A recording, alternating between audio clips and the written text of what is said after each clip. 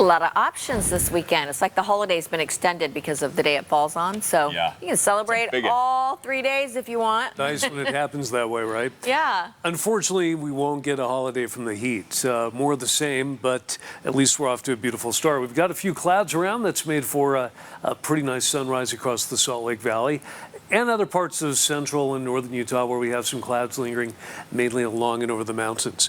Now, temperature in Salt Lake is 80 degrees right now with a breeze southeast 9 miles per hour, so we're off to a very warm start again. Mid-50s, though, in Logan, mid-60s in Price. In St. George, it's currently 84.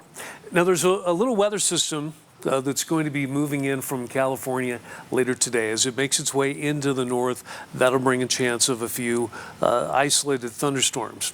But the big story will continue to be the heat because of high pressure, which is centered down to our south in Arizona. But by this afternoon, a few of the storms could be popping up, potentially bringing some rain over the mountains. But the main impact would be some gusty winds developing because it is so dry at the surface. And while flash flood potential is still possible at Capitol Reef National Park, it's dropped quite a bit in the other recreation areas, which is great news if you have hiking plans. The bad news, of course, is the temperatures will climb pretty quickly today, so the earlier you can head out, the better. And, of course, make sure you're drinking a lot of water and taking some breaks.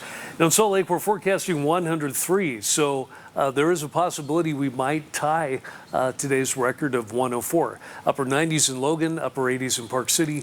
You'll make it to 109 in St. George. The best chance of the thunderstorms will be over the higher terrain of northern and central Utah. But again, even though they're possible, they're not terribly likely. Those will die down overnight. It'll be sunny and hot again tomorrow in St. George, but you'll drop all the way into the upper 90s on Sunday with a chance of some late day thunderstorms, but those will be a lot more likely by Monday and Tuesday. And by then, temperature will drop down into the mid 90s. So I'll be feeling a lot better. And for northern Utah, partly cloudy and in the upper 90s over the weekend. We might get a few isolated thunderstorms late in the day on Sunday. Otherwise, the big story continues to be the heat, with temperature next week still hovering near 100 degrees.